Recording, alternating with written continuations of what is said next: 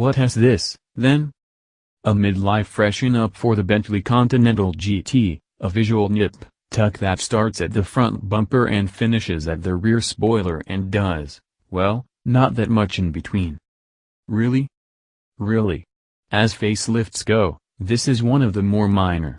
The front bumper has been chiseled, there are new B for Bentley vents on the front flanks, 3 new colors, more leather choices, and knurled gear lever paddles. Need more excitement? Well, Wi-Fi is now standard, there are new fonts for the dials and a reshaped steering wheel. What about more power? Oh yes, a bit of that too, but you're really not going to feel a gain of 15 bhp when the W12 was already developing 567 of the suckers. That's a 2.6% power hike. Whoop.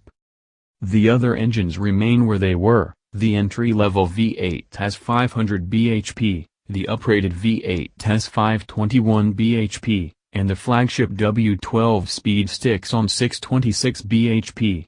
Oodles. No, the big news as far as engines go isn't the power, but the economy.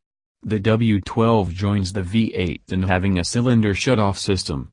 No mean feat, you'd imagine, given that it has 4 banks of cylinders. Does that actually save any fuel? Apparently so.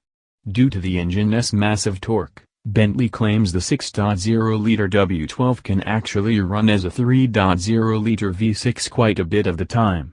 The official economy figure for the standard 6.0 has risen from 19.5 to 20.1 miles per gallon, but privately Bentley believes the real-world gains could be as much as 20%. When I've driven Candace before they've always done about 15 to 16 miles per gallon, but this one was reading 18.4, so maybe there's some truth in it. Hardly economical, though. No. But then if you can afford upwards of £140,300, yep, that's the base price now. The W12 speed sits at £168,300, having gone up £11,600 from last year. You'll be more concerned about how often you restopping for fuel rather than how much it has costing you. The 20-gallon tank should mean you'll get at least 350 miles between glugs. Does the Conti feel different as a result of these changes? Not really, although it does look a bit sharper. Personally, although the front end is now more defined, I think the extra scoop slowdown are too reminiscent of an Audi RS. Inside is good, too, with new straight fluting available for the seats. Diamond pattern is still the way forward if you ask me. Alcantara headlining, LED illumination and updated brightwork. Detail changes. But this is probably all the Conti needs. How so? Because this is Bentley's Porsche 911, the car that defines the brand to such an extent they can't afford to tamper with it too much. Also, name me a car that truly, genuinely does what this one does, a real luxury GT. Not a Maserati Gran Turismo, nor a Porsche 911, too cramped and sporty. BMW 6 Series? Far too common. Rolls-Royce Wraith? Too stately and jury and 2 parts of a million pricing. The only thing I came up with is the new Merc S-Class Coupe. That has a lovely car, and really the only rival I'd drive if I was considering a Conti GT, but it doesn't have the same sense of imperious progress and craftsmanship. Bentley knows its audience for this car so accurately that I'd swear each car is orientated to a specific buyer. What do you mean?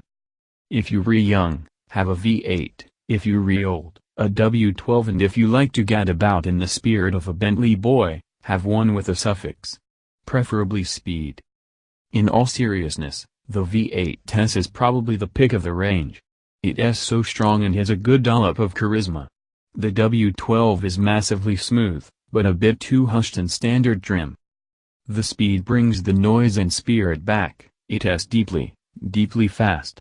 0 to 60 miles per hour in 4.0 seconds doesn't sound that fast these days, but then no, Bentley has launch control, not really in the spirit of things, old chap.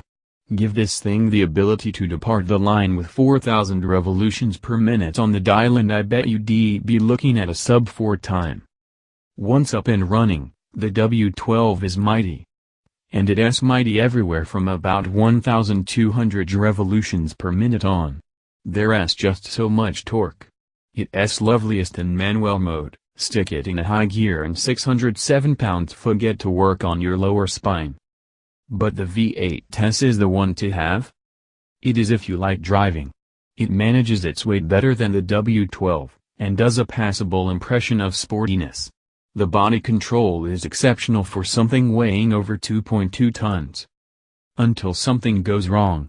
You hit a patch of standing water, a nasty mid-corner ridge, and you're suddenly very aware of how much weight is being asked to behave itself. Good trick up to that point though. So no quantum shift for the Conti? As I said before, this car is already so well targeted at its audience, I don't think there's much Bentley can do that they're not already doing. The only obvious improvement would be to add hybrid technology to boost the smoothness, torque appeal yet further. Last year, then CEO Wolfgang Schreiber said that by the end of this decade 90% of Bentleys would be available with hybrid technology. Provided they've not changed their mind on that, I am going to assume that the reason this facelift is so minor is that Bentley is busy preparing something much more dramatic for the next generation.